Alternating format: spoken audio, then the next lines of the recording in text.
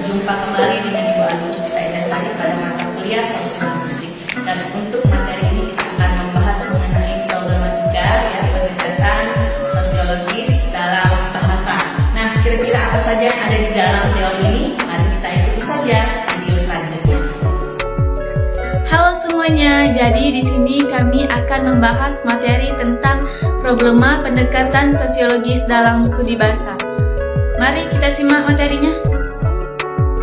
Pendekatan sosiologis merupakan pendekatan atau suatu metode yang pembahasannya atas suatu objek yang dilandaskan pada masyarakat yang ada pada pembahasan tersebut. Terdapat ciri khas dari segi pendekatan sosiologis menurut Kusmanto, yaitu yang pertama pendekatan komparatif. Pendekatan komparatif adalah pendekatan yang melihat manusia dengan pandangan yang luas. Yang kedua, pendekatan holistik adalah pendekatan berdasarkan pendapat bahwa masyarakat itu bisa diselidiki sebagai keseluruhan. Hubungan bahasa dan masyarakat sosiologis. Hubungan antara bahasa dan masyarakat tercapai sangat erat. Bahasa menjalankan berbagai fungsi dalam masyarakat dan masyarakat melakukan hal yang sama.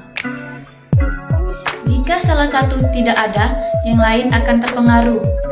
Masyarakat dan lingkungan mengontrol bahasa kita dengan memberi referensi atau pilihan atas apa yang dapat diterima dan tidak. Karena masing-masing dari kita memiliki persepsi atau sudut pandang masing-masing, sekelompok orang mungkin menerima bahasa kita, tetapi bagi orang lain itu bisa menjadi semacam pelanggaran atau penghinaan. Contohnya, seseorang akan menyesuaikan cara mereka bicara dengan situasi sosial mereka. Pengaruh bahasa dalam kehidupan bermasyarakat. Bahasa sebagai salah satu alat komunikasi bagi manusia. Keharusan mutlak untuk dipelajari dan dipergunakan dalam keseharian.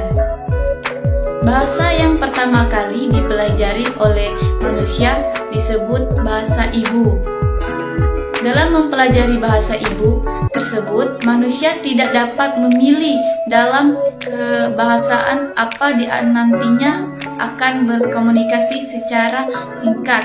Proses manusia mempelajari bahasa ibu yakni dengan rangsangan, respon, dan mendapat imbalan. Proses ini disebut proses paling umum dalam perolehan bahasa bagi anak usia dini. Metode pembelajaran khusus untuk memperoleh bahasa sebagai berikut sebagai contoh: metode tata bahasa dan terjemah, metode langsung, metode pembaca, metode dengar ucap, metode dengar fisik, metode pembelajaran bahasa berkelompok, dan metode komunikatif. Dalam perolehan bahasa tidak melulu bagaimana tentang metode apa yang digunakan, namun juga bergantung pada kemampuan tiap individu. Fungsi bahasa dan munculnya masyarakat tutur. Setelah manusia mempelajari bahasa ibu tersebut, maka manusia sudah mampu berkomunikasi kepada sesama manusia. Komunikasi tersebut akan membentuk kelompok komunikasi yang akan menjadi masyarakat tutur yang luas. Hal ini menjelaskan adanya hubungan antara bahasa dan faktor sosial. Bahasa yang disampaikan pada saat komunikasi dalam sosial akan menambahkan kesan bahasa sebagai penyampaian konteks sosial yang menghasilkan masyarakat tutur. Dalam penelitian sosiologi terdapat dua metode, yaitu metode kualitatif dan kuantitatif. Penelitian kuantitatif dimaksudkan sebagai jenis penelitian yang temuan-temuannya tidak diperoleh melalui prosedur statistik atau bentuk hitungan lainnya. Contohnya penelitian tentang kehidupan riwayat dan perilaku seseorang. metode kuantitatif. Penelitian ini adalah survei dan eksperimen gejala yang diteliti diukir dengan skala, indeks, tabel, dan formula-formula tertentu yang cenderung menggunakan uji statistik. Fungsinya untuk menjawab pertanyaan atau hipotesis penelitian yang sifatnya spesifik. Sikap negatif pengguna bahasa, di antaranya yaitu bangga terhadap bahasa asing dibandingkan bahasa Indonesia, malu kalau tidak mampu berbahasa asing, meremehkan bahasa Indonesia, merasa lebih pandai dengan menggunakan bahasa asing, menganggap bahasa Indonesia mudah, dan pengguna bahasa lebih mementingkan bahasa gaul.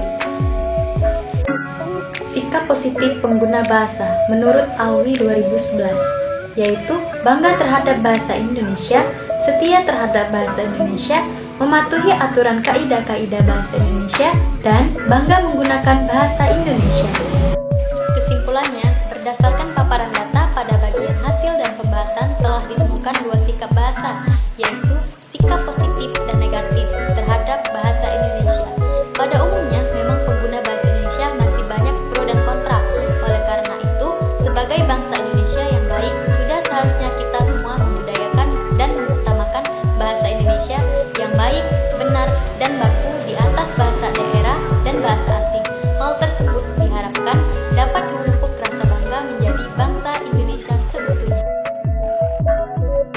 Nah, itulah tadi penjelasan mengenai materi pendekatan problematika dalam bahasa. Kira-kira ada yang ingin ditanyakan, silahkan boleh kalian tanyakan di grup WhatsApp